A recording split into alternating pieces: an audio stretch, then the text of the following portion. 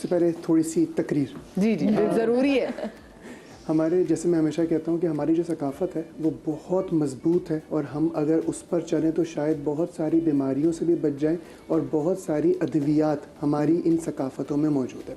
अगर हम बात करें मौसम की, तो सरसों का साग हमें ओवरऑल टेम्परेचर जो बॉडी का होता है, ठंड बाहर हो रही होती है, उसको मैनेज करने के लिए एक तरह का कंबल का काम करता है, और इंटरनली आपको बहुत मजबूत भी रखता है, और इसके साथ साथ सर्दी के एहसास को कम रखता है, जो कि हमारे यहाँ पंजाब में क्योंकि खुश्क सर्दी बहुत ज़्यादा होती है, तो सरसों का साग वहाँ के लिए ना सिर्फ ये कि एक ग़िज़ा है बल्कि एक दवा का काम करता है। सरसों का साग कैलोरीज में बहुत कम होता है, और इसको हम जो लोग डाइट करना चाहते हैं ख़वातीन वो भी ले सकते हैं। इसमें तमाम न्यूट्रिएंट्स मौजूद हैं, लेकिन इसकी फाइबर कंटेंट बहुत ज़्यादा है, इसमें एंटीऑक्सीडेंट बहुत ज़्यादा है, और इसके साथ साथ इसकी कैलोरीज बहुत कम है, तो वज़न कम करने वाले अफराद के लिए बहुत ज़्यादा अच्छी एक दवा का काम भी करता है। लेकिन हम क्योंकि पाकिस्तानी हैं, तो उसमें जब तक कैलोरीज कम तो हमें समझ नहीं आती, तो हमें ऊपर मक्खन डालना ज़रूरी है, तो टेस्ट एनहांसर के लिए मक्खन ज़रूरी है। लेकिन अगर आप डाइट कर रहे हैं तो मक्खन नहीं डालेंगे, और इसको इस्तेमाल करेंगे तो ये बहुत ज़्यादा बेनिफिशियरी होगा। सही। अच्छा, रेमेडीज़ की तरफ अगर आऊँ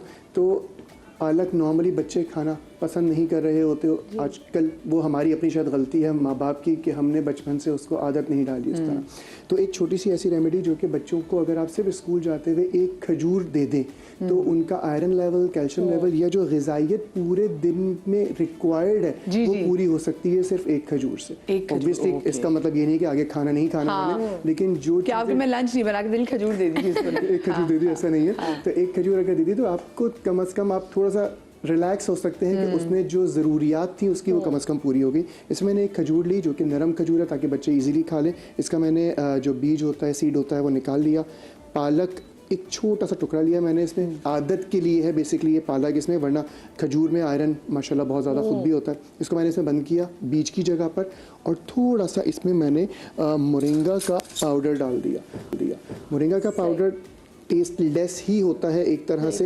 ये मैंने 1/4 टीस्पून इसमें मोरिंगा का पाउडर डाल दिया। इसको अंदर डाल के मोरिंगा का पाउडर टेस्टलेस होता है तो मोरिंगा की टैबलेट्स ऐसी आपको जो प्रॉब्लम है मुझे पता है, वो कैप्सूल्स बहुत बड़े बड़े हैं, इस वजह से वो प्रॉब्लम करता है। तो वो डिपेंड करता है कि किस तरह है, लेकिन बच्चे अगर खजूर के साथ अगर लेंगे तो उनको टेस्टलेस ही महसूस होगा ही, और इससे खजूर का जायका। हल्की सी क्रीम डाल दे इसमें, हम क्रीम डाल सकते हैं, मलाई डाल सकते हैं, शहद डाल सकते हैं। बिल्कुल मोरिंगा बिल्कुल पिस्ते जैसा लगेगा, बच्चों को धोखा देने में एक अच्छी, तो ये एक अच्छी सी रेमेडी है। ये बच्चों को अगर स्कूल जाते हुए दे दिया जाए सिर्फ एक खजूर के, ये खा के चले जाओ, तो वो आपको बहुत सारे जो बच्चों को जिस्म में दर्द है, थकन हो रही होती है, पूरा दिन लेथार्जिक है आयरन की कमी की वजह से, खेल कूद में उनके घुटनों में दर्द हो रहा है, थके हुए आ रहे हैं। सर्दियों में ना लिटरली जो, क्योंकि इतनी आपकी हड्डियों में चली जाती है सर्दी कि आप वैसे जो नॉर्मल कोई टास्क आप गर्मियों करते हैं वो आपको फील नहीं होता, लेकिन सर्दी में उठना बैठना, मैं कहती हूँ सीढ़ियाँ उतरना चढ़ना आपके लिए बड़ा मुश्किल हो जाता है। बच्चे बहुत थकन के शिकार होते हैं, तो एक अच्छी चीज़ है। सांस फूलने के लिए भी ऑब्वियसली थोड़ा बहुत बेहतर हो जाता है ये, जिसमें पालक है।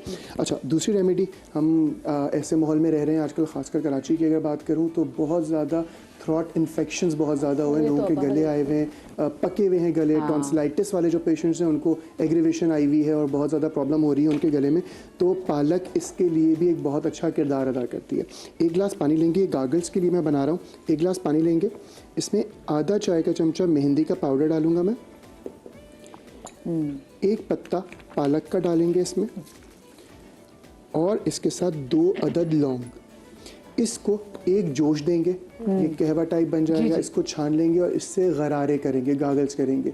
ये एक बेहतरीन रेमेडी है। मैं ऐसे पेशेंट्स को जानता हूँ जिनको सिर्फ और सिर्फ 2 दफ़ा में इतना ज़्यादा फ़ायदा हुआ कि वो जो एंटीबायोटिक से नहीं हो रहा था, अल्हम्दुलिल्लाह अल्लाह ने इससे शिफा दी। उनको जो टॉन्सिलाइटिस या जो गलफड़े हम कहते हैं उर्दू में, कि गलफड़ों में स्वेलिंग की कैफियत हो रही थी, वो बहुत ज़्यादा बेहतर हो जाती है सिर्फ इसके गरारों से। मैं तो जब से लाहौर से आई हूँ स्मोक की वजह से मेरी अभी तक वो आवाज़ वापस नहीं आ रही है। हमारे यहाँ वहाँ पे गले का ज़्यादा इशू हो रहा है, हमारे यहाँ चेस्ट इन्फेक्शंस बहुत हो रहे हैं कराची में, क्योंकि डस्टी माहौल बहुत ज़्यादा है, गर्द गुबार बहुत ज़्यादा है। तो गर्द गुबार में खांसी बहुत ज़्यादा हो रही है, बलगम हो रहा है, रनिंग नोज़ हो रही है, तो उसके लिए एक रेमेडी। इसी तरह 1 गिलास पानी लेंगे, इसमें कुश्ते शीरी बहुत कॉमनली हमारे यहाँ पंसारी के पास मिल जाता है। ये तकरीबन इतना बड़ा टुकड़ा जो कि तकरीबन 2.5 से 3 ग्राम के करीब है, ये लेंगे, पानी में डालेंगे। इसके साथ दालचीनी का इतना बड़ा टुकड़ा, तकरीबन 4 इंच का टुकड़ा है, ये ऐड करूँगा मैं पानी में। सूंठ या अदरक बहुत कॉमनली घर में होती है, अगर सूंठ हो तो अच्छी बात है, नहीं हो तो अदरक तकरीबन 1 टुकड़ा। और इसमें मैं एक पालक डालूंगा, एक पत्ता पालक ऐड कर देंगे इस पानी में। देन अगेन इसको उबालेंगे एक गिलास पानी को।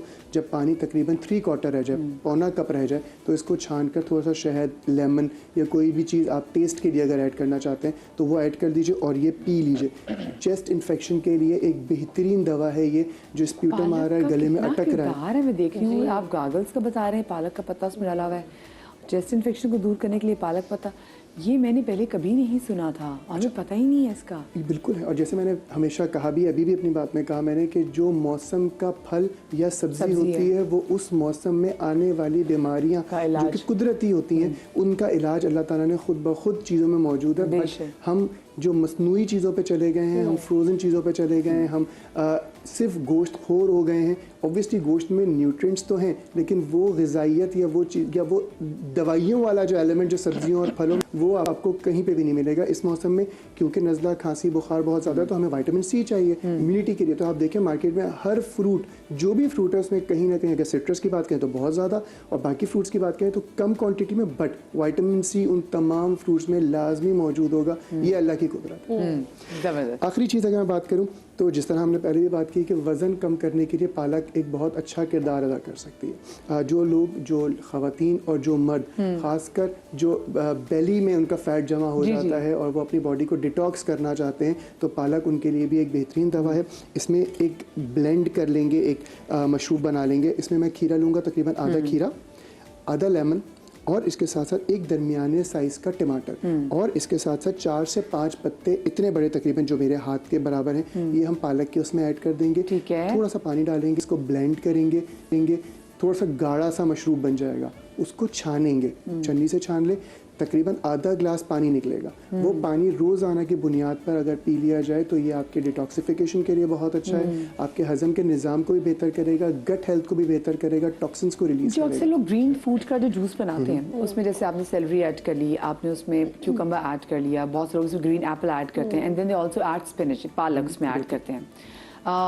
बाहर तो आप जाएं, आप किसी अच्छे रेस्टोरेंट में जाएं तो आपको स्पिनच एंड मशरूम आपका ऑमलेट भी है, तो वो तो स्पिनच उसमें भी आप उसको डाल देते हैं। अच्छा, लेकिन ये जो आप बना के दे रहे हैं, ये अगेन मुझे बताएं कि क्या वो लोग जिनको ये कैफियत पैदा हो रहती है कि उनकी गुर्दे पथरी बना रहे होते हैं, वो अवॉइड करें ना? बिल्कुल अवॉइड करें, इनको ये अवॉइड करें। एक इजाफा और कर दूं, जो लोग रोमेटाइड अर्थराइटिस के पेशेंट्स हैं, गठिया के पेशेंट्स हैं, गाउट जिनको हो जाता है ड्यू टू यूरिक एसिड, उनके लिए भी ये जो लीफी वेजिटेबल्स होती हैं कभी कभी नुकसान देती हैं। तो बेहतर है कि जो लोग यूरिक एसिड के पेशेंट्स हैं, जिनको गाउट का कोई इशू है, गट्ठे बन जाते हैं या दर्द की कैफियत बहुत ज़्यादा रहती है हड्डियों में, और किडनी स्टोन्स की कैफियत होती है, तो वो अगर पालक, साग और इस टाइप की लीफी जो वेजिटेबल्स हैं, वो नारेटिवली ज़्यादा बेहतर होगा, ताकि वो बचें, ताकि कोई खुदा न खास्ता किसी भी बुरी चीज़ में ना जाए या प्रॉब्लम में ना जाए।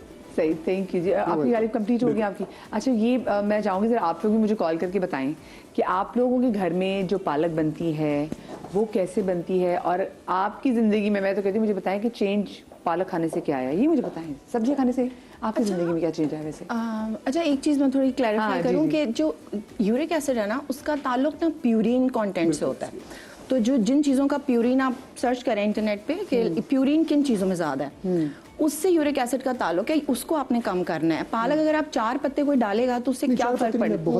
बहुत ज़्यादा क्वांटिटी को अवॉइड करें। और एक और पेशेंट जिससे आप पूछ रही हैं कि किनको नहीं खाना चाहिए, जो किडनी फेलियर के पेशेंट्स हैं या जो लोग डायलिसिस पे हैं, उनके अक्सर पोटेशियम लेवल्स जो हैं वो ब्लड में बढ़ जाते हैं और उनको कंट्रोल करने का कहा जाता है। तो उनको खासतौर पे ग्रीन लीफी वेजिटेबल्स की हम ज़्यादा फ्रीक्वेंसी में और ज़्यादा बार बार खाने पे और ज़्यादा क्वांटिटी में खाने पे मना किया जाता है कि आप अनार मत खाएं। बहुत सारी चीज़ें हैं जिनमें पोटेशियम कंटेंट जिनका ज़्यादा होता है, तो उसको हम रिस्ट्रिक्ट कर देते हैं या पोर्शंस में देते हैं, क्योंकि obviously there is a lot of variety of foods और आप हर चीज़ को नहीं अवॉइड कर सकते, क्योंकि वो लोग मैल नरिश भी बहुत होते हैं। अगर आप ओवर रिस्ट्रिक्शन करें चीज़ों की तो उनके अंदर मजीद ग़िज़ा की कमी का भी अंदेशा हो जाता है, और पोटेशियम लेवल्स कभी कभार बहुत डाउन भी हो जाते हैं, वो भी बहुत ख़तरनाक होते हैं। तो उसको बैलेंस में रखना ज़रूरी होता है ना। तो पालक इस हवाले से जो है ना, दूसरा जो आपने जैसे इतने फ़वाइद बताए गालिब ने, इसमें एक बिनाई की जो आई हेल्थ के लिए बहुत इंपॉर्टेंट चीज़ है ग्रीन लीफी वेजिटेबल्स।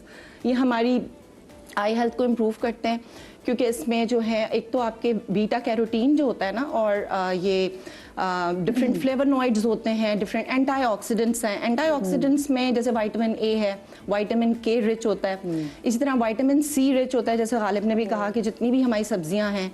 लेकिन सब्जियों का ये मसला है कि जब हम उन्हें पकाते हैं तो विटामिन सी डिस्ट्रॉय हो जाता है, लेकिन जब आप उन्हें रॉ फॉर्म में इस तरह करके कंज्यूम करते हैं तो वो विटामिन सी फिर, क्योंकि वो हीट सेंसिटिव होता है। विटामिन बी कॉम्प्लेक्स है, फॉलिक एसिड इसके अंदर, फोलेट बहुत अच्छी क्वांटिटी में होता है ग्रीन लीफी वेजिटेबल्स में। तो वो आपकी बेसिकली जो गट माइक्रोबियोम है ना, यानी आपकी गट हेल्थ का ताल्लुक, अब देखें आप रिसर्चेस, हर बीमारी का ताल्लुक आपकी गट हेल्थ से। आपकी जितनी क्रॉनिक डिजीजेज हैं, हार्ट डिजीज, डायबिटीज, इवन आपके डिफरेंट कॉग्निटिव डिसऑर्डर्स हैं, हर चीज को लिंक किया जा रहा है। आपकी गट हेल्थ अच्छी होगी तो आप ये जो ग्रीन लीफी वेजिटेबल्स हैं आपकी गट हेल्थ को मेंटेन करने में बहुत इंपॉर्टेंट रोल प्ले करते हैं। मैं देखिए ऐसे हमारे यहाँ लोग भी हैं जो कहते हैं जी गट हेल्थ क्या चीज़ होती है, और वो फिर गुमराहकुन किस्म की वीडियोस बना रहे हैं। ऐसे खुदा के लिए यूट्यूबर्स जो आपको ऐसी कोई चीज़ बताएं जिनका ना भाई मेडिकल साइंस से कोई ताल्लुक है, ना उनका हिकमत की दुनिया से कोई ताल्लुक है, ना उनका हर्बलिज्म की वर्ल्ड से कोई ताल्लुक है, ऐसे लोगों को मत सुना करें। ये लोग आपके दुश्मन हैं। ये सिर्फ अपनी वो कहते हैं ना कि अपने व्यूज़ की वजह से ये आपकी सेहत को दाव पे लगा रहे हैं। मैं एक छोटी सी ब्रेक लीजिए, ब्रेक के बाद हाजिर होते कहीं बचाएगा।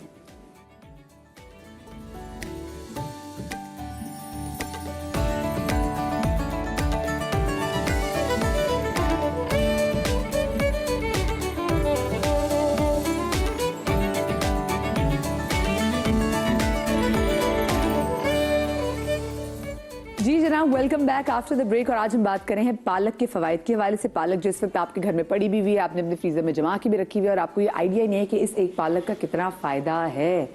और ना सिर्फ ये पालक बल्कि वो तमाम तरह ग्रीन लीफी वेजिटेबल्स जो कि इस सीज़न में हमारे पास आती हैं। मैं इससे पहले जो हमने पहले सेगमेंट किया था, I had no idea, I am sure कि आप लोगों ने भी सुना होगा कि ये जो पालक है आप गार्गल्स कर रहे हैं या आप इसका कहवा बना के पी रहे हैं, ये इतना मुफीद हो सकता है आपके गले के लिए। और आजकल बच्चे मतलब इतनी रनी नोज समझ में नहीं आ रही होती, क्योंकि बच्चों को भी आप एक लेवल तक आपने इनको कोई भी वेपर क्रीम लगानी है तो वो भी आप उनको एक लेवल तक लगा सकते हैं। कुछ लोग मना करते हैं कि सीधा चेस्ट पे नहीं लगानी चाहिए, वो कहते हैं सिर्फ पाँव पे लगानी चाहिए क्योंकि इसकी भी एक तासीर होती है। खैर बड़ी बड़ी तासीर है।